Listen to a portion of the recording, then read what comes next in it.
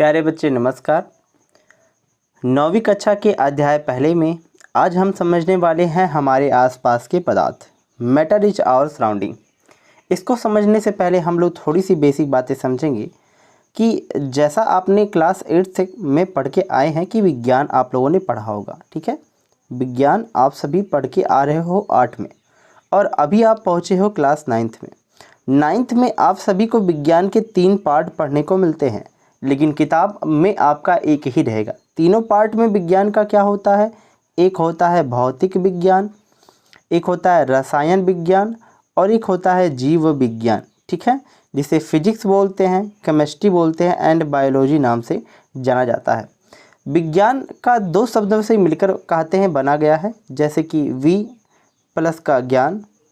इसका अर्थ होता है प्यारे बच्चे, वी का अर्थ होता है विशेष, ज्ञान का अर्थ होता है विवेक यानी कि समझ होना, ठीक है।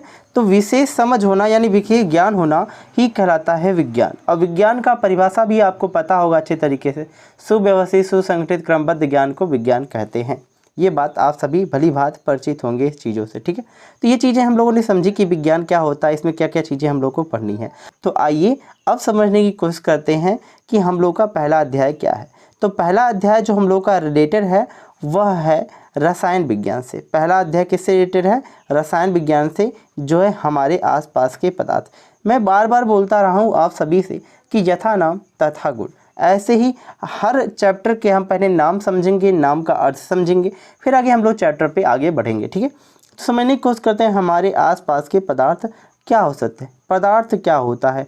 बात आता है यह चीज़ हमारे आसपास, तो जिधर भी हम नज़र घुमाएंगे कुछ ना कुछ हमको देखने को मिलेगा ही।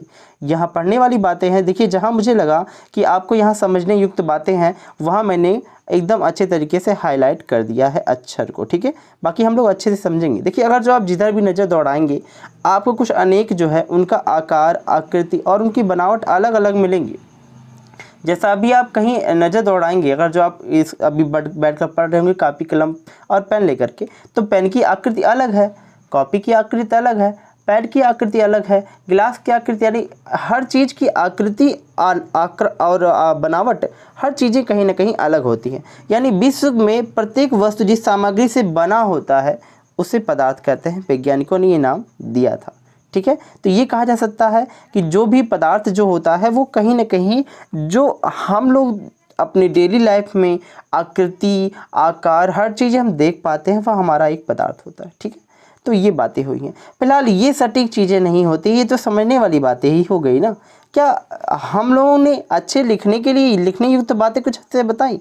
अगर जो देखो कोई पदार्थ अगर जो है तो वह कहीं ना कहीं होने से 2-3 चीज़ें उसमें आती हैं ज़रूरी चीज़, और एक ये कि वह उसके अंदर द्रव्यमान हो। द्रव्यमान क्या होता है, यानी उसका भार होता है, और आयतन यानी कुछ जगह घेरे। अगर जो पदार्थ कोई चीज़ है तो उसके लिए ज़रूरी होता है कि उसका द्रव्यमान होना चाहिए और साथ ही साथ उसका आयतन होना चाहिए, यानी दोनों चीज़ें बहुत ही महत्वपूर्ण होती हैं। तो यहाँ आप लोगों को देखने को मिलेगा, यहाँ लिखनी हुई पूरी बातें अच्छे से लिख दी गई हैं वैज्ञानिकों के शब्दों में कि सभी वस्तुओं का द्रव्यमान होता है और ये जो है स्थान घेरती है, यानी पदार्थ उसे कहते हैं जो स्थान घेरती है तथा जिसमें भार होता है। यह इसका डिफिनीशन निकल के आता है, ठीक है। आगे हम लोग समझने की कोशिश करेंगे कि पदार्थ को पहले क्या नाम से, किस तरह से जाना जाता है। देखिए जो बहुत पुरानी अवधारणा रही हैं, हम लोग के पूर्वज जो पुरानी अवधारणाएं कहकर गए हैं, जैसे उसमें से एक महत्वपूर्ण वैज्ञानिक थे, कर्ण नाम था उनका, महर्षि कणाद नाम था, ठीक है। कणाद भी बहुत लोग बोलते हैं, कणाड भी बहुत लोग कणाड़ बोलते हैं, ठीक है। ये भी देखिए दोनों नाम एक ही है, लेकिन दोनों नाम कई लोग कई तरीके से बोलते हैं, तो मैंने दोनों नामें आप लोगों को दिखकर बताया, ठीक है। तो महर्षि कणाद का कहना यह था कि जो पदार्थ होता है वह एक ऐसा सूक्ष्म कण है कि जिसको हम तोड़ते जाए तो उसका जो छोटा स्वरूप निकल के आएगा, एकदम छोटा स्वरूप निकल के आएगा, वो कहीं ना कहीं एक पदार्थ का रूप कहलाता है, ठीक है। तो ये बातें महज कणाद ने कही थी। चलिए इन सब चीज़ों पे हम अपना समय ना व्यतीत करते हुए आगे हम लोग समझने की कोशिश करेंगे कि क्या पूरी पुरानी बातें रही हैं। तो प्राचीन काल में जो मनुष्य थे अपने आसपास की समझ के अपनी प्रयोगों के आधार पर, देखिए आपने बचपन में ही आपने अपने दादा से, परदादा से, या अपनी नानी से या नाना से या किसी से भी आपने कहानियों में सुना होगा कि पंच महाभूतों से शरीर का निर्मित होता है, या कहीं आपने श्रीमद् भागवत कथा सुना हो या कहीं कुछ ना कुछ सुना होगा, तो आपको देखने को मिला होगा कि ये 5 तत्व से क्या होता है, शरीर बना होता है, यानी कि पदार्थ बना होता है। ठीक है, पंच मूलभूत हैं, ये पंच मूलभूत का वर्गीकृत है, इन्हें पंच तत्व कहा जाता है। ये कौन से होते हैं? तो कहते हैं क्षिति जल पावक गगन समीरा, पंच तत्व से बना शरीरा, ऐसा बात कही गई है। तो क्या होता है, चलिए देखते हैं। एक होता है वायु, एक होता है पृथ्वी, एक होता है अग्नि, एक होता है जल, एक होता है आकाश। ये 5 चीज़ें मिलकर के कहा गया है कि पदार्थ की निमित्त है। ये 5 ही मूल चीज़ें हैं। हालांकि इनके अनुसार ये जो सभी वस्तुएं कही जाती रही हैं। अब ये चीज़ें उन लोगों ने पुराने ज़माने में, ये चीज़ें उन लोगों ने सबके लिए लगाया था। ये नहीं कोई ज़रूरी है कि सिर्फ एक ही इंसान के, नहीं, ये निर्जीव के लिए भी वही लगा था और सजीव के लिए भी वही लगा था। चाहे वो निर्जीव वस्तु हो, चाहे वो सजीव हो, जिसमें जीवन है वह भी, जिसमें जीवन नहीं है वह भी। लेकिन अगर जो हम पुरानी अवधारणाओं को लेकर चलें तो ऐसा करना तो संभव नहीं है, क्योंकि हर चीज़ में पदार्थ, हर चीज़ को हम पदार्थ कैसे कह देंगे, ऐसा नहीं होता ना। चलो हमने कहा कि भाई समोसे बड़े सुगंधित होते हैं, सुगंध मैंने बोला, तो क्या सुगंध पदार्थ है? नहीं ना, वो तो हमारे अंदर के इनहेलेशंस है। तो नहीं, यही चीज़ मेन आती हैं। कुछ चीज़ें हम लोग के अंदर ऐसी चीज़ें रही हैं जिसको समझने के लिए काफ़ी मुश्किलें आई। तो इसी तरीके से वैज्ञानिकों ने आगे चलकर, आधुनिक वैज्ञानिकों ने जो पदार्थ थे उनको कुछ गुणधर्मों में बांट दिया गया। ठीक है, वो गुणधर्म क्या होते हैं ये देखिए।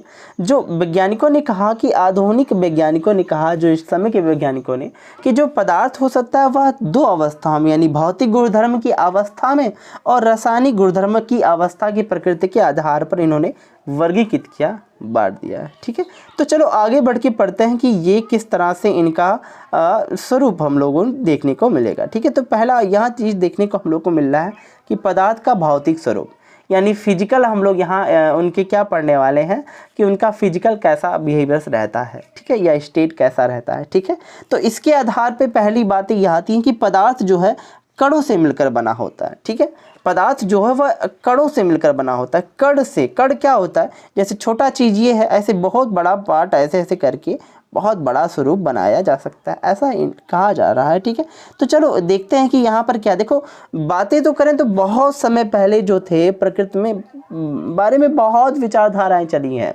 बहुत लोगों ने कहा कि पदार्थ लकड़ी का छोटा सतह जैसे होता है, सपाट होता है। बहुत विचारधारकों ने यह भी कहा कि पदार्थ एक रेत का कण है। रेत तो देखा होगा ना, छोटा सा स्मॉल पार्टिकल, ये रेत का कण है। ऐसे ही बहुत लोगों ने कई तरीके से पदार्थ को बताया और समझाया। हालांकि अब हम लोग समझते हो कि विज्ञान क्या कहता है, आओ एक्सपेरिमेंट करें और जानें कि क्या चीज़ें हो सकती हैं। तो ज़रूरी है हम लोग के लिए यह जानना कि पदार्थ का स्वरूप, यानी पदार्थ के कणों किस चीज़ से मिलकर बने होते हैं। यहाँ आप लोगों को देखने को अच्छे से मिलेगा कि पदार्थ के कण किन चीज़ों से मिलकर बने होते हैं। यह एक क्रियाकलाप आप लोगों को यहाँ देखने को मिलेगा। देखिए होता क्या है कि आपने मान लीजिए 200 ml का एक बीकर ले लिया, उसमें आपने पानी डाल दिया, तो पानी के कुछ ना कुछ कण तो होते हैं ना, उनके कणों के बीच में कुछ ना कुछ दूरियां होती हैं ऐसे। ठीक है, तो वो कण होते हैं कुछ ना कुछ, पानी जो होता है ना उसके अंदर कुछ ना कुछ कण होता है। और अब हमने क्या किया, उसके अंदर एक चम्मच जो है, एक चम्मच नमक हमने उसके अंदर मिक्स कर दिया। अब क्या करेंगे, बहुत ईजी होता है कि नमक को मिक्स करने के बाद हम क्या करते हैं, उसे मिलाते हैं। अब मिलाने के लिए हम स्टेनलेस चम्मच का भी यूज कर सकते हैं और अनदर कोई चीज़। लेकिन एक चीज़ ज़रूरी आता है कि जब हम लैब में जा रहे हैं और कोई भी कंपाउंड हमको दिया गया, तो उसको हम लोग जब प्रिपरेशंस करते हैं तो कहीं ना कहीं हम लोग ग्लास का यूज करते हैं, कांच का यूज करते हैं। कांच जो है वो रिएक्टिव नहीं है उतना, तो कहीं ना कहीं हम लोग के लिए फ़ायदा हो जाता है। तो ज़रूरी है कि हमने एक कांच का रॉड ले लिया, उससे उसको सेक कर दिया, यानी मिला दिया। अब क्या देख पा रहे हो, इसमें कुछ देखने को क्या मिलता है, मज़ेदार चीज़ें देखने को इसमें मिलती हैं कि जब हम जो है जल में नमक घोलते हैं तो नमक के कणों के बीच में रिश्ता स्थान समावेशित रहता है।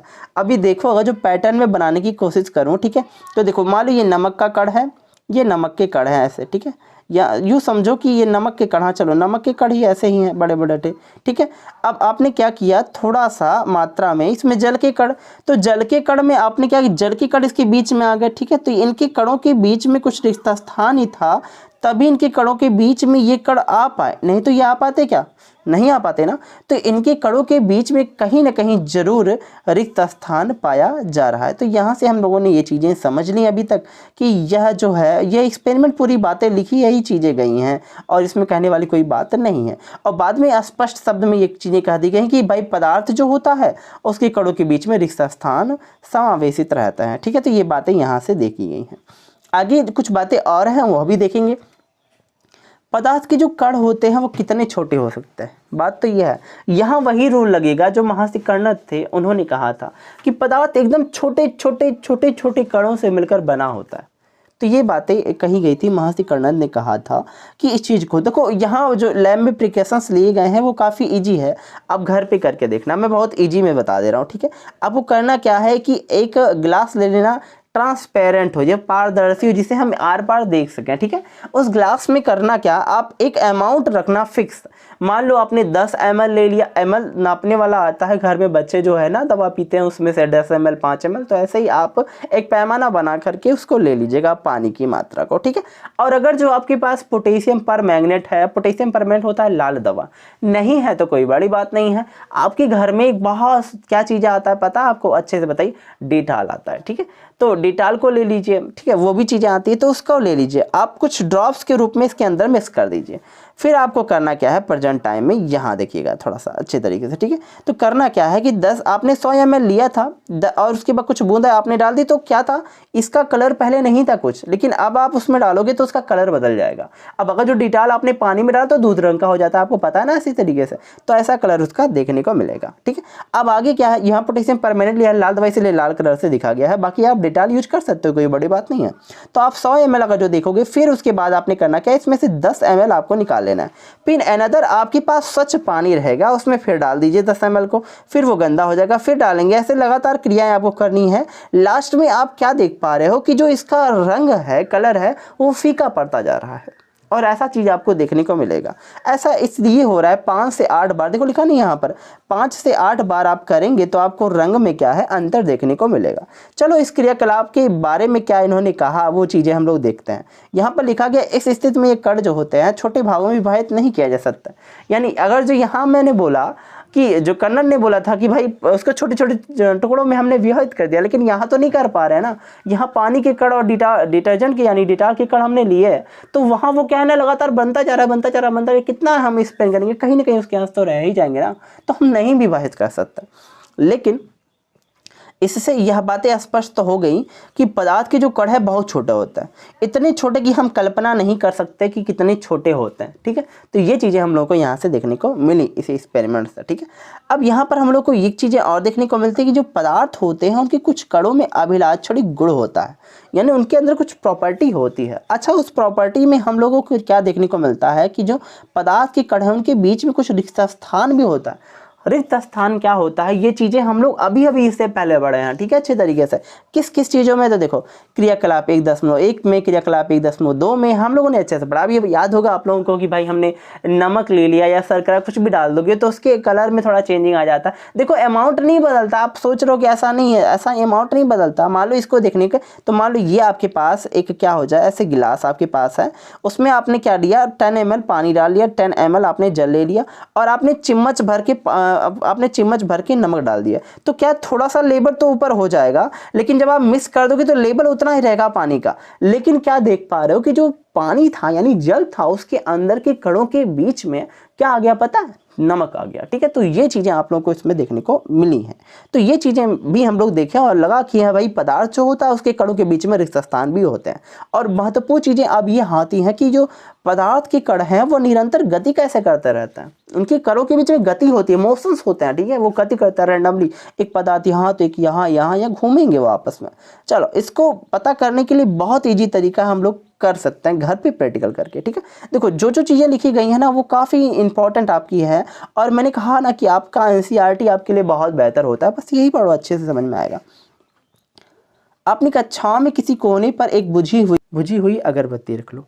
अगर जो आप बुझी हुई अगरबत्ती को रखोगे तो वहाँ देखोगे बुझी हुई अगरबत्ती के पास अगर जो आप जाओगे तो वहाँ कोई उसको सुगंध नहीं मिलेगा। लेकिन अगर जो आप अगरबत्ती को जला देंगे तो क्या होगा, उसका जो सुगंध है वो चारों तरफ पूरे कमरों में फैल जाएगा। इससे क्या देखने को मिलता है कि जो पदार्थ के कण है ना वो निरंतर गतिशील होता है। अगर जो ऐसा ना होता, पदार्थ के कणों के बीच में गति ना होती, तो क्या उसके कण इधर से उधर नहीं जाते, तो क्या हमको उसका सुगंध देखने को मिलता। यानी इससे ये पता चलता है कि पदार्थ के जो कण हैं उनके बीच में कहीं ना कहीं क्या होती है, निरंतर गति होती है। तो ये भी क्रियाकलाप ही था। और एक चीज़ और भी है ना, बीकर से आप कर सकते हो क्रियाकलाप, यहाँ पर भी है, जल में भरिए और फिर मतलब ये पूरी चीज़ें हैं, स्याही डुबोइए। फिलहाल एक हमने समझ लिया तो हम आई होप समझ में आ ही गया होगा वो चीज़ें लगातार, ठीक है। तो ये चीज़ें भी हैं, बाकी आप ये भी कर सकते हो, प्रैक्टिकल जो है एक्सपेरिमेंट भी कर सकते हो।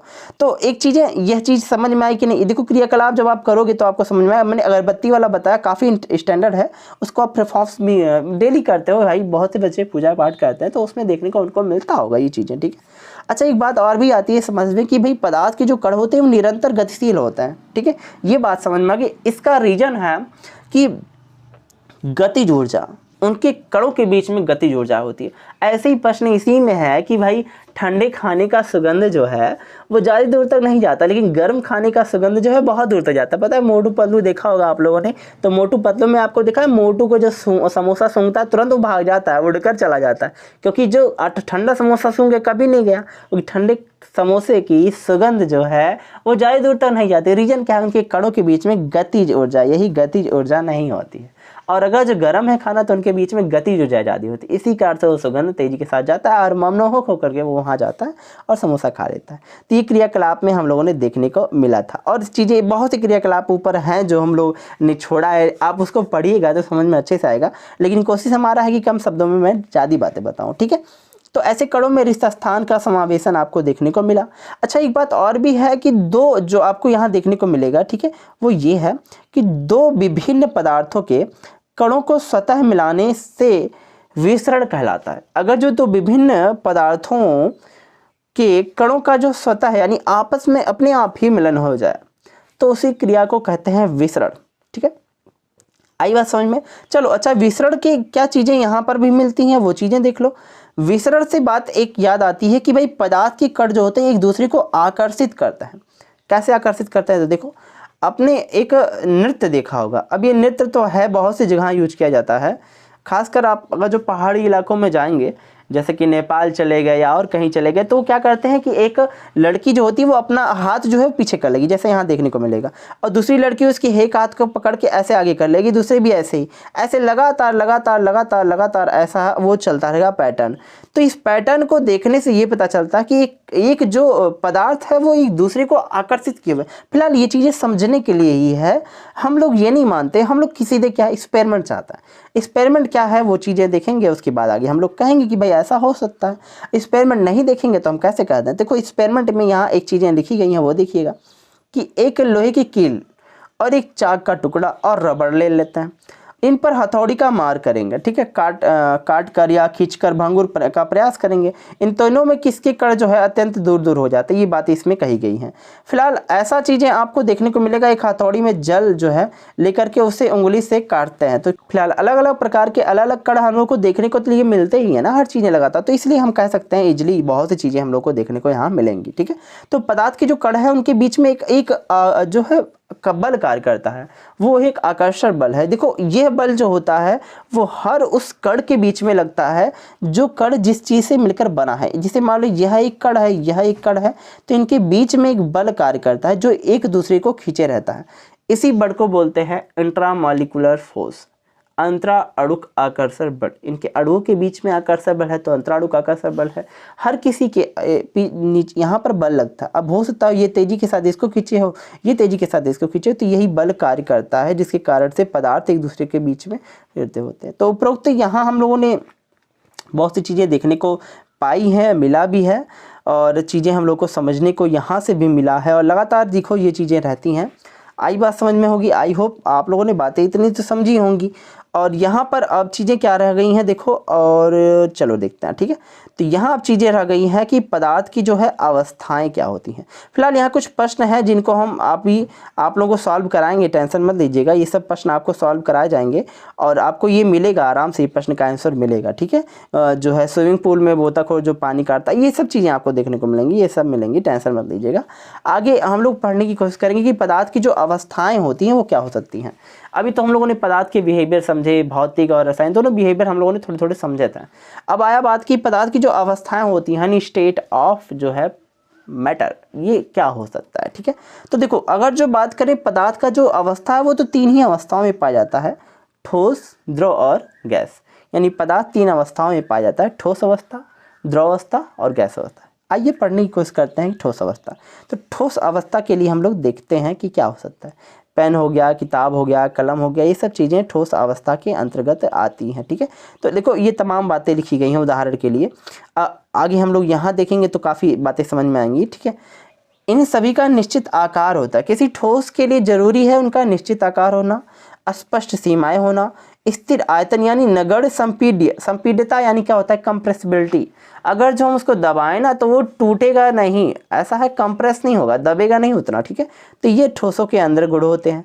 बाह्य बल लगाने पर ठोस का आकार जो है, आकार वैसा का वैसा बना रहता है, ऐसा नहीं होता, बदलता नहीं है, दृढ़ होते हैं, मजबूत होते हैं। तो ये तो इनकी बिहेवियर्स हो गए। साथ ही साथ ये विचारधारा फिर मन में आ जाती है कि अरे भाई, ठोस के अंदर ये चीज़ें हैं तो भाई रबड़ भी तो एक ठोस है, रबड़ भी तो एक ठोस ही है, लेकिन उसको हम जब खींचते हैं तो बढ़ जाता है, उनके आकार बदल जाते हैं, ऐसा क्यों हो पाता है, वो भी तो एक ठोस ही है।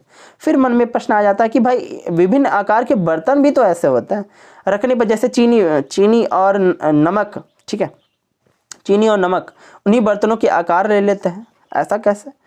चीनी भी तो आपका ठोस ही है और बर्तन भी आपका अलग है, ठोस ही है। तो उसमें क्या है ना कि आप नमक चीनी को ले लेते हो, उसका भी आकार उसी के आकार का हो जाता है, ऐसा कैसे हो जाता है। ऐसा तो बिहेवियर आप तो द्रव में देखने को मिलेगा। तो कहीं ना कहीं यह भी प्रश्न आ जाता है। अच्छा, स्पंज के गद्दे होते हैं, जैसे आप किसी गद्दे में बैठते हो तो वहाँ बैठते हो तुरंत दब जाता है, फिर उसके बाद वैसे हो जाता है। तो ये संभव कैसे, या कि यहाँ पर तो संपीड़न हो गया, ऐसा कैसे हो जाता है। ये सभी प्रश्न मन में कहीं ना कहीं विचारधाराओं के रूप में हम लोगों के आते हैं। इन प्रश्नों के उत्तर बारी बारी से समझने की कोशिश करें हम लोग, ठीक है। तो ये सभी जो है ठोस होते हैं, ऐसा क्यों है, यह रीजन क्या है, ये देखिएगा। तो देखो, अगर जो बात करें हम कि जो बाह्य जो है बल लगाने पर जो रबड़ के आकार का जो है रंग बदल जाता है और बल हटा लेने पर पुनः उसी अवस्था में ये आ जाता है। अत्यधिक बल लगाने पर यह टूट जाता है, यानी एक निश्चित सीमा है उस बल लगाने पर, रबड़ की एक निश्चित सीमा है बल लगाने पर। भाई इस पूर्णतः कोई चीज़ प्रत्यक्ष तो है नहीं, और एक चीज़ और है कि पूर्णतः कोई चीज़ सत्य तो है नहीं। अगर जो हम तेजी के साथ किसी को खींचेंगे तो वो टूट जाएगा, यानी कि यहाँ रबड़ को खींचा जा रहा है तो रबड़ को तेजी के साथ खींचेंगे तो वो टूट जाएगा, ऐसा चीज़ है। अत्यधिक मात्रा में नहीं खींचा जा सकता, ये चीज़ें इसमें देखने को मिली। साथ ही साथ हम लोग को ये मिल रहा है देखने को कि चाहे हम शर्करा ले लें या नमक या कुछ भी ले लें, प्लेट में या जार में कहीं पर भी कसते रहते हैं, क्योंकि इनके क्रिस्टल जो है ना वह एक ही आकार के, और जो क्रिस्टलीय रूप के होते हैं उनका आकार नहीं बदलता। समझ में आई बात है। क्रिस्टलीय रूप में जो होता है, जैसे नमक हो गया, चीनी हो गया, ये सभी क्रिस्टलीय रूप है, इसलिए इनका आकार कैसे बदलेगा। चाहे आप चीनी के मिट्टी में रखो, चाहे आप किसी और बर्तन में रखो, किसी भी बर्तन में आप रख सकते हो उसको, तो उसी के आकार का रहेगा ये, ठीक है।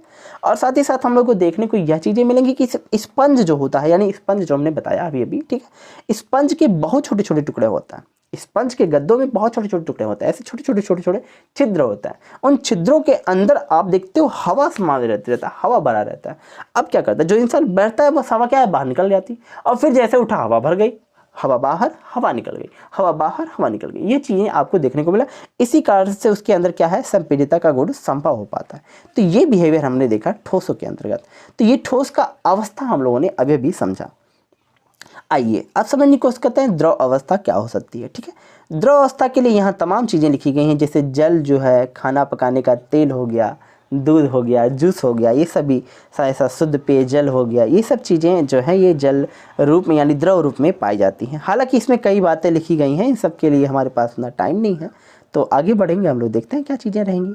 तो देखो प्रेक्षण, यहाँ पर बहुत सी चीज़ें हैं जो हम लोग समझेंगे। देखो अगर जो बात करें हम किसी द्रव का, तो उसका आकार तो फिक्स नहीं है। क्यों नहीं फिक्स है भैया, अगर जो हम 10 लीटर का पानी ले लेते हैं, चाहे तो हम बड़े से खंडे में डब्बे में रख दें, चाहे छोटे से डब्बे रख दें, तो ऐसा चीज़ें हम उसके आकार का रूप ले लेगा ना, तो इसका आकार नहीं फिक्स है, ठीक है। लेकिन उसका जो आयतन है वो निश्चित होता है, उसका आयतन फिक्स है।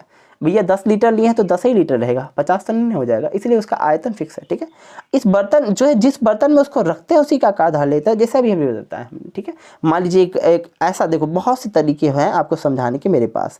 मान लो ऐसा मैंने कई बर्तन बना दिया, ऐसा कोई बर्तन बना दिया मैंने। ठीक है, यहाँ पर मैंने जल को रख दिया, पानी को रख दिया, और भाई लिया गया है 1 लीटर, 1 लीटर पानी को इसमें रख दिया। और मान लो गोल आकार का बर्तन ऐसे मैंने बनाया, 1 लीटर पानी इसमें, तो भाई उसका आकार बदला ना, लेकिन लीटर तो उतना ही है, यानी आयतन तो फिक्स ही है। तो ये चीज़ें इसमें लिखी गई हैं जो मैंने अभी अभी आपको बताया। सही सर, इसलिए यह क्या है, दृढ़ नहीं होता है, इनके अंदर दृढ़ता नहीं होती, इनके अंदर तरलता होती है। समझ में आई बात, ये तरल होते हैं। ठीक है, तो ये चीज़ें हम लोग को देखने को इसमें मिलती हैं। अच्छा, आगे बढ़ के बातें, विसरण है, वायुमंडल में भी जल के अंश विसरित रहते हैं, तो जो बाद में ऑक्सीजन, हाइड्रोजन, कार्बन डाइऑक्साइड जंतुओं के लिए आवश्यक है। तो ये सब चीज़ें भी हैं। साथ ही साथ सभी जीवधारी अपने जीवन निर्वाहन के लिए सांस लेते हैं। जंतु जो है, जलीय जंतु जली घुली हुई ऑक्सीजन का सांस लेते हैं। इस तरह से हम निष्कर्ष पर पहुँचते हैं कि द्रव जो है, द्रव में ठोस और द्रव में गैस का विसरण संभव है। ये संभव क्या होता है, ये चीज़ें देखो, अभी मैंने ये क्या चीज़ बता दी है, ये देखो समझ में आएगी बातें। ठीक है,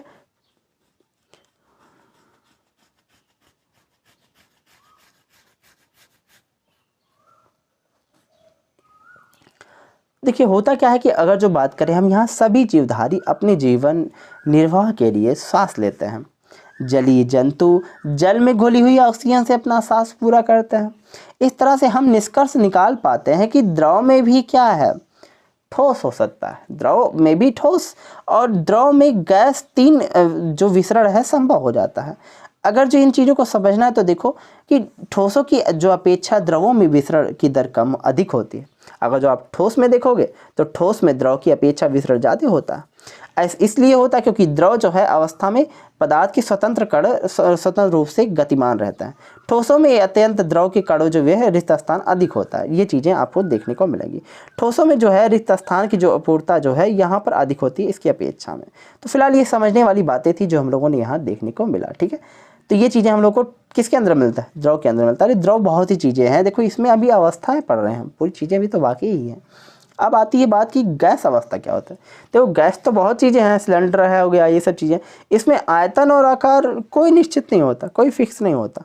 अच्छा, इसके बारे में अगर जो आपको पता चलना है कि गैस क्या होता है तो इसके लिए आप घर पे भी प्रैक्टिकल कर सकते हो। एक सिरंजी ले लेना, जैसे सुई लगाया जाता है। ठीक है, तो उससे क्या करना है आपको, बस इसके निडल आप लोग मत लीजिए क्योंकि जो निडल आप लेते हैं तो दिक्कत होगा, तो निडल नहीं लेना है आप लोगों को। करना क्या है कि आप करना क्या है, यहाँ पर आप पिस्टन ले लेंगे, जो आपको यहाँ पीछे आपने जो है रबड़ कॉर्क से दबा देंगे।